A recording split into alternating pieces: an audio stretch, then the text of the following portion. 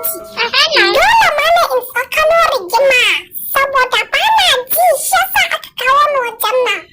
Bura uba kaga ko madam ina magana na ce za a maki awon hips mun ba awon ciki mu koma awon hips. Mahaifiyarka ita bata da hips din da zaka je ka auna ta ko tana da shi amma ba na shago ba ita na ta na halitta ne shi yasa ba za a auna ba. Ke ina zargin ki ne ka a ce kin je an maki tashi fitowa sai ya fito maki ta baya. Shi yasa na ce ki zo ya auna ki kuma awon mu free kyauta ne za mu maki saboda za ki ji daɗin awon hips nan da zan maki. Wallahi za ki ji daɗi madam ba ki ji ba madam. Ni da ka wuce tana nufin ba ta so Allah ya kawo wata mai bukata domin in mata awon hips. Wallahi sai ne mata awon hips ko ba yau ba.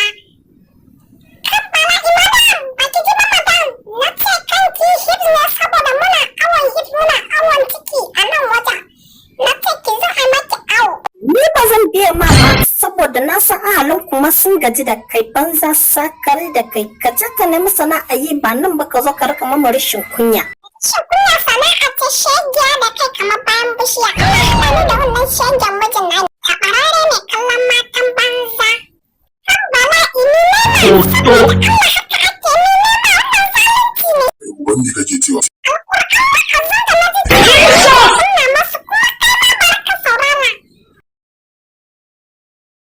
ba wa'azi kake gwada masu to wannan kuma menene za ka iya bani ansa.